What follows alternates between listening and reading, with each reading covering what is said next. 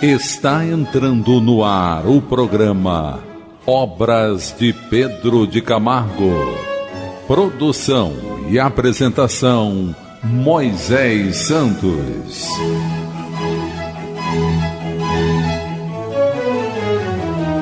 Caríssimos ouvintes da Rádio Rio de Janeiro, eu sou Moisés Santos e este é o programa Obras de Pedro de Camargo. Que a paz de nosso Senhor Jesus esteja contigo, meu caro ouvinte, em seu lar, em sua vida, em sua atividade profissional, em sua ocupação, junto com aqueles que você convive. Sejam os seus objetivos alcançados com as bênçãos do Pai Celestial. Aqui você estuda conosco o Evangelho de Jesus. E para nos ajudar, permanecemos contando com a obra Nas Pegadas do Mestre. O autor, que você já sabe, é Pedro de Camargo e a editora da Federação Espírita Brasileira.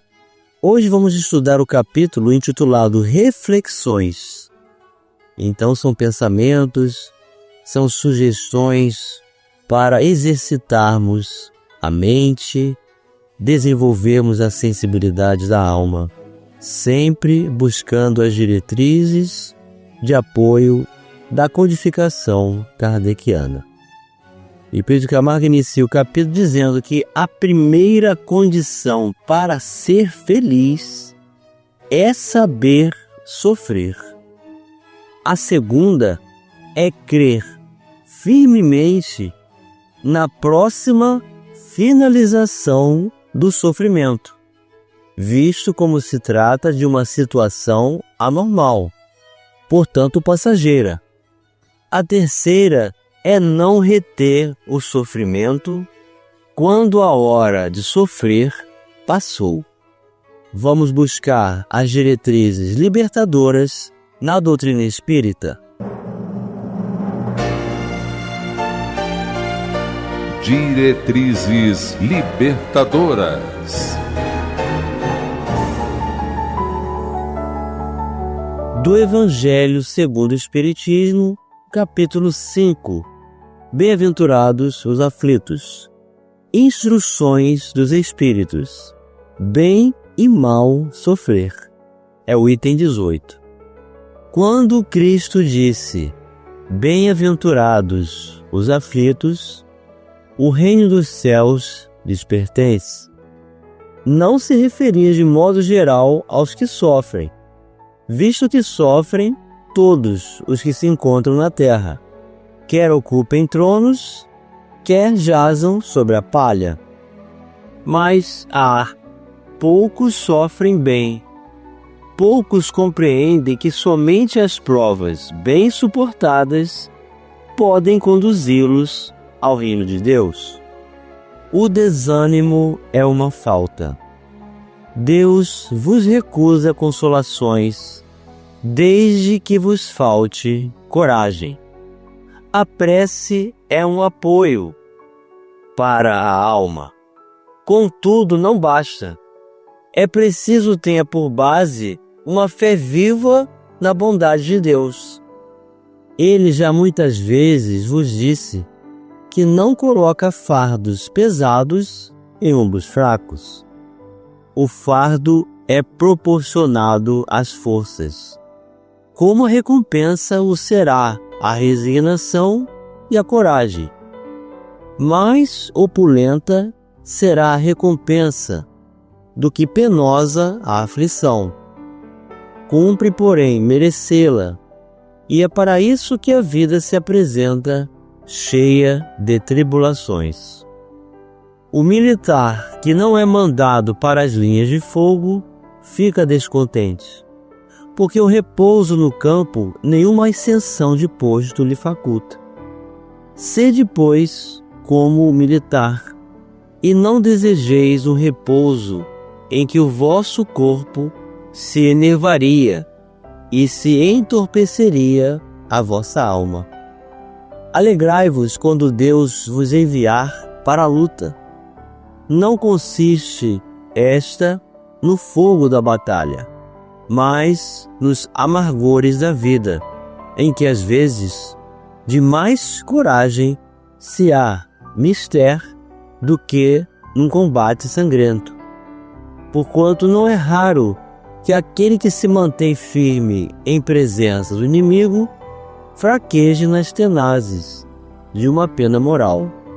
Nenhuma recompensa obtém o homem por essa espécie de coragem, mas Deus lhe reserva palmas de vitória e uma situação gloriosa. Quando vos advém uma causa de sofrimento ou de contrariedade, sobreponde-vos a ela. E quando houverdes conseguido dominar os ímpetos da impaciência, da cólera ou do desespero, dizei de vós para convosco, cheio de justa satisfação: fui o mais forte. Bem-aventurados os aflitos. Pode então traduzir-se assim: bem-aventurados os que têm ocasião de provar sua fé, sua firmeza, sua perseverança e sua submissão à vontade de Deus, porque terão centuplicada a alegria que lhes falta na terra, porque depois do labor virá o repouso. Assinou o espírito Lacordaire, na cidade de Havre, em 1863. Então, meu caro ouvinte, foi exatamente o teor da reflexão apresentada por Pedro de Camargo. A felicidade consiste em aceitar o quanto estamos sofrendo, com a perspectiva de que esse sofrimento vai terminar, porque é passageiro. E é a ocasião de provarmos a nossa fé e desenvolvermos a resiliência, estabelecendo essa conexão com o Pai Celestial, para então termos a glória da felicidade legítima do Espírito. E como Pedro de Camargo também fala da felicidade, nesse mesmo capítulo do Evangelho, nas instruções dos Espíritos, nós temos: a felicidade não é deste mundo. Não sou feliz. A felicidade não foi feita para mim, exclama geralmente o homem em todas as posições sociais. Isso, meus caros filhos, prova melhor do que todos os raciocínios possíveis a verdade desta máxima do livro do Eclesiastes: a felicidade não é deste mundo. Com efeito, nem a riqueza, nem o poder, nem mesmo a florida juventude são condições essenciais à felicidade. Digo mais, nem mesmo reunidas essas três condições tão desejadas, porquanto incessantemente se ouvem, no seio das classes mais privilegiadas, pessoas de todas as idades se queixarem amargamente da situação em que se encontram. Então preste bem atenção, meu caro ouvinte, o Espírito que escreveu essa mensagem está dizendo que se tivéssemos ao mesmo tempo riqueza, poder e juventude, nem assim estaria garantida a felicidade, porque é um estado da alma. Temos que estar bem resolvidos conosco mesmo, e não com essas condições exteriores de aparência. Diante de tal fato, é inconcebível que as classes laboriosas e militantes invejem com tanta ânsia a posição das que parecem favorecidas da fortuna. Neste mundo, por mais que faça, cada um tem a sua parte de labor e de miséria, sua cota de sofrimentos e de decepções, de onde facilmente se chega à conclusão de que a terra é lugar de provas e de expiações. Assim, pois, os que pregam que ela é a única morada do homem e que somente nela e numa só existência é que lhe cumpre alcançar o mais alto grau das felicidades que a sua natureza comporta, iludem-se e enganam os que os escutam. Visto que demonstrado está por experiência arquissecular que só excepcionalmente este globo apresenta as condições necessárias à completa felicidade do indivíduo. Sim, meu caro ouvinte, porque enquanto nós estivermos nessa etapa de evolução, em que somos mais carnais do que espirituais, em que a matéria exerce uma influência mais significativa dos nossos interesses do que a do espírito, permaneceremos nessas intempéries e sujeitos à transformação desta mesma matéria, que é instável. Em tese geral, pode afirmar-se que a felicidade é uma utopia, a cuja conquista as gerações se lançam sucessivamente, sem jamais lograrem alcançá-la. Se o homem ajuizado é uma raridade neste mundo, o homem absolutamente feliz jamais foi encontrado. O em que consiste a felicidade na terra é coisa tão efêmera para aquele que não tem a guiá-la a ponderação, que por um ano, um mês, uma semana, uma satisfação completa, todo o resto da existência é uma série de amarguras e decepções. E notai, meus caros filhos, que falo dos venturosos da terra, dos que são invejados pela multidão. E mais adiante ele vai dizer, consequentemente, se a morada terrena são peculiares às provas da expiação, forçoso se admita que augures moradas a mais favorecidas, onde o espírito, conquanto aprisionado ainda numa carne material, possui em toda a plenitude os gozos inerentes à vida humana. Tal a razão porque Deus semeou no vosso turbilhão esses belos planetas superiores, para os quais os vossos esforços e as vossas tendências vos farão gravitar um dia, quando vos achardes suficientemente purificados e aperfeiçoados. Todavia, não deduzais das minhas palavras que a terra esteja destinada para sempre a ser uma penitenciária. Não certamente. Dos progressos já realizados, podeis facilmente deduzir os progressos futuros e dos melhoramentos sociais conseguidos, novos e mais fecundos melhoramentos. Essa a tarefa imensa cuja execução cabe à nova doutrina que os Espíritos vos revelaram. Assim, pois, meus queridos filhos, que uma santa emulação vos anime e que cada um de vós se despoje do homem velho. Deveis todos consagrar-vos à propagação do Espiritismo, que já deu começo à vossa própria regeneração.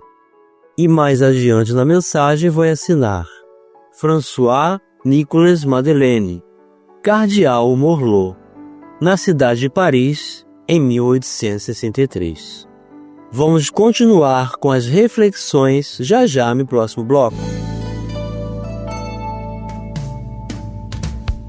Participe do programa Obras de Pedro de Camargo enviando sua mensagem, dúvida ou sugestão pelo e-mail opg@radioriodejaneiro.am.br ou pelo WhatsApp da Rádio Rio de Janeiro 984867633 aos cuidados de Moisés Santos.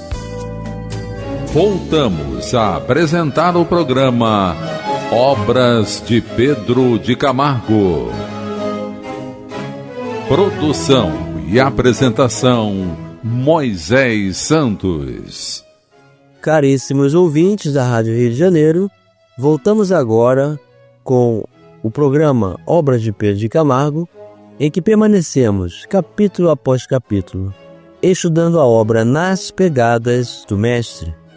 O autor é Pedro de Camargo, a editora da Federação Espírita Brasileira. Estamos estudando o capítulo Reflexões. Jesus disse: de vosso interior manarão rios de água viva. Quem beber da água que eu lhe der, nunca mais terá sede.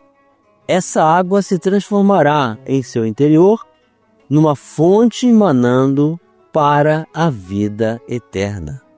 Vamos retirar este véu. Retirando o Véu. Do Evangelho segundo o Espiritismo, capítulo 28, Coletânea de Preces Espíritas, Ato de Submissão e de Resignação. O item 30. Prefácio. Quando um motivo de aflição nos advém, se lhe procurarmos a causa, a miúde reconheceremos estar numa imprudência ou imprevidência nossa, ou, quando não, em o ato anterior. Em qualquer desses casos, só de nós mesmos nos devemos queixar. Se a causa de um infortúnio independe completamente de qualquer ação nossa, é ou uma prova para a existência atual, ou expiação de falta de uma existência anterior. Caso este último, em que pela natureza da expiação poderemos conhecer a natureza da falta, visto que somos sempre punidos por aquilo em que pecamos. No que nos aflige, só vemos em geral o presente, e não as ulteriores consequências favoráveis que possa ter a nossa aflição. Muitas vezes, o bem é a consequência de um mal passageiro, como a cura de uma enfermidade é o resultado dos meios dolorosos que se empregaram para combatê-la. Em todos os casos, devemos submeter-nos à vontade de Deus, suportar com coragem as tribulações da vida, se queremos que elas nos sejam levadas em conta e que se nos possam aplicar essas palavras do Cristo. Bem-aventurados os que sofrem. Então, meu caro ouvinte, essa água viva que Jesus nos oferece é a consequência desse ato de submissão e de resignação diante da vontade de Deus. E Pedro Guiomar continua: o homem bom, do tesouro do seu coração, tira constantemente coisas boas. Tudo que sai da boca vem do coração. Vamos elucidar esses conceitos. Elucidando conceitos. O Livro dos Espíritos, em sua terceira parte das Leis Morais, o livre-arbítrio, questão 843. Allan Kardec perguntou à espiritualidade superior: tem o homem o livre-arbítrio de seus atos?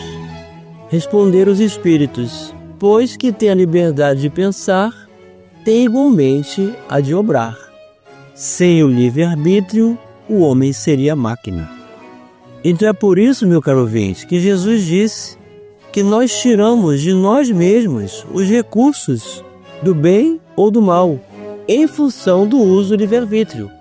E tudo que sai da boca vem do coração.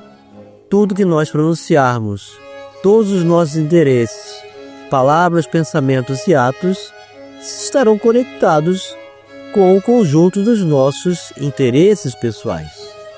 Questão 844. Do livre-arbítrio goza o homem desde o seu nascimento? Há liberdade de agir, desde que haja vontade de fazê-lo. Nas primeiras fases da vida, quase nula é a liberdade, que se desenvolve e muda de objeto com o desenvolvimento das faculdades. Estando seus pensamentos em concordância com o que a sua idade reclama, a criança aplica o seu livre-arbítrio, aquilo que lhe é necessário. Questão 845. Não constituem obstáculos ao excesso do livre-arbítrio as predisposições instintivas que o homem já traz consigo ao nascer? As predisposições instintivas são as do espírito antes de encarnar, conforme seja este mais ou menos adiantado. Elas podem arrastá-lo à prática de atos repreensíveis, no que será secundado pelos espíritos que simpatizam com essas disposições.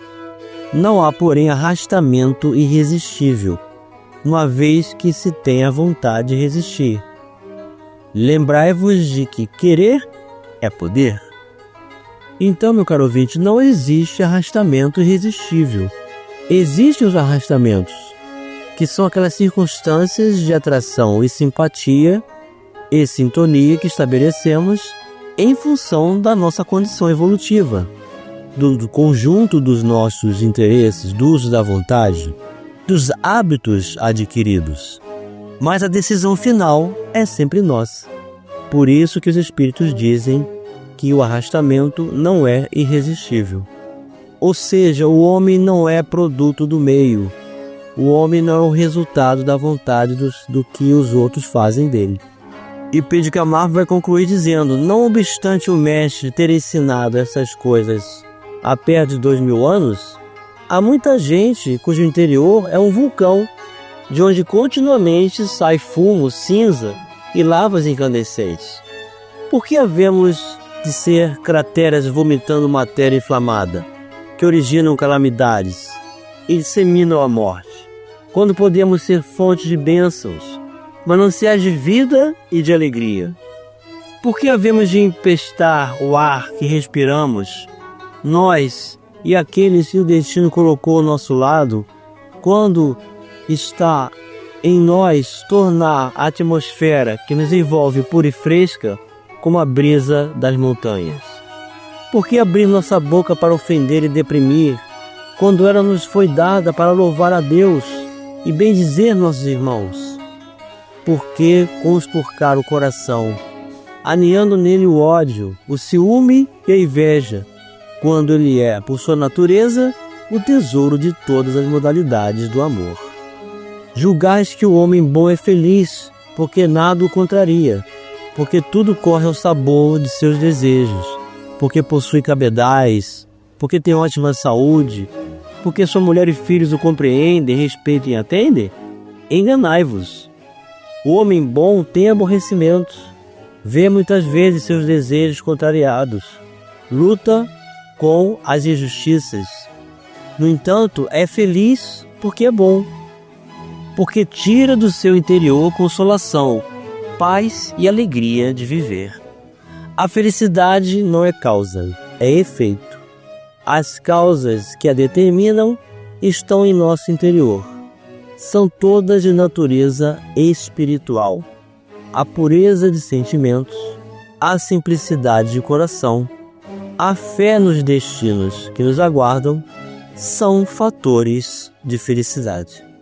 Então, meu caro ouvinte, se construirmos todas essas causas em favor de nós mesmos, plantando as sementes do amor que Deus estabeleceu como recurso abundante para as nossas vidas, então faremos das nossas vidas oportunidade de crescimento e aprendizado constante com Jesus. E chegou o momento, meu caro ouvinte, de você receber a mensagem do Mestre. Mensagem do Mestre. No dia seguinte, a multidão que estava do outro lado do mar, vendo que não havia ali mais do que um barquinho e que Jesus não entrara com seus discípulos naquele barquinho, mas que os seus discípulos tinham ido sós, chegado de Tiberíades, perto do lugar onde comer o pão, havendo o Senhor dado graças.